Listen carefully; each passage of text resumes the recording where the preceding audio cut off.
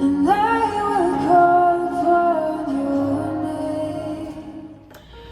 One of my mentors taught me about the principle of third level reflection. And where a first level reflection is all about thinking through the things as you are doing it and make adjustments. But then second level reflection is when you've gone through your process of responsibility to think back on how you have done it and then start contemplating on how it can be done differently when you have to do it again. But then third level reflection is those moments where you think about the why. You know, why did you do this? What was the motivation behind you embarking on this initiative? So I just came back from Jakarta in Indonesia, where I attended the General Assembly of the World Evangelical Alliance. I was invited because I'm on the leadership of the Mission Commission for a number of years now. But what really excited me about going was the fact that this overall theme, as we are looking into this next decade, is that this overall theme was about intergenerational leadership in the context of holistic discipleship. Now, you that have been close to us and have been following us, you would know why I'm so excited about it, because it was in this last 5, 6, 7 years that we felt the Lord leading us into this idea of becoming more intentional in being intergenerational. And so through all of this and the mission exposure trips and the MIAs and the discussions we had with a number of people and the research that we've embarked on, we've come to this place where we felt the Lord has almost in a way prepared us for this next decade. One of the speakers mentioned about this next decade being one of disruptive change, and said to us that, you know, this disruptive change could be disruptive in a negative sense, where we will struggle to stay on par of the things that are happening, and you're almost going to need this revolutionary change to come and be online and be in touch with what is happening in the world. But it can also be this positive disruptive change where you are prepared for what's coming, and you can use this disruptive change as opportunities. And so I'm thinking through, you know, just what has happened in this last 10 years, and I think through the experiences that we have gone through and the numerous discussions where we kind of ask ourselves these questions of, you know, are we on the right track?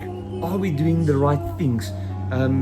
Shouldn't we maybe focus on something else because the world is sharing something, yet we are heading in this one direction of creating intergenerational environments.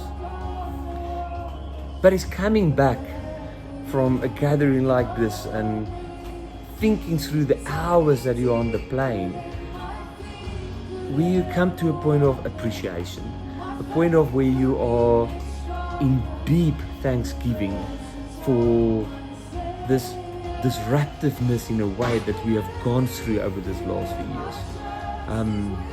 Because we are finding ourselves in a position where we look into this next decade, and yes, I refer to it as disruptive, but we see it as positive, something that's positive, as an opportunity, because now we can move into this next decade as a ministry, as an organization that can bring solutions to the table, that can come alongside ministries and organizations and networks and help them through the tools that we've developed, so that they can be more intentional about being intergenerational.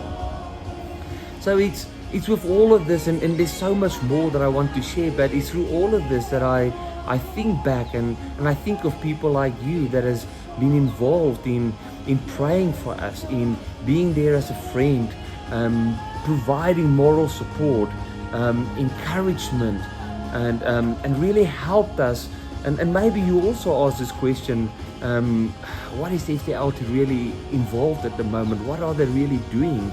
And today it's like this release that I can come and say, you know, it's been a preparation process, and we by far not saying the preparation phase is over, but we've come to a place where we can become of assistance to other ministries and organizations. So as we look into this next decade, into this next few years that's ahead of us, I believe FTLT is to become a critical role player in assisting organizations to become more intergenerational, is creating space in our African context for the 67% of the population that is under the age of 25, is to connect with these existing ministries that we find and help them to create this open environment where it's not just involving a next generation, but to become more intergenerational.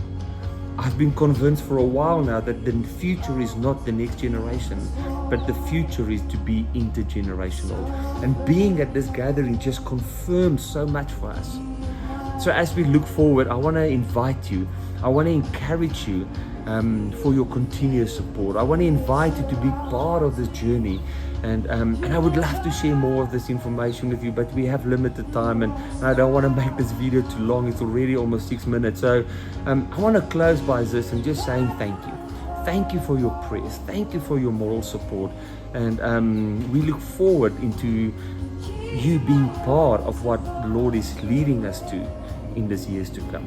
So as you're about to go into your December holiday break, may the Lord also give you a time of rest, and but also in the same time prepare you for what is about to come in the years ahead of us.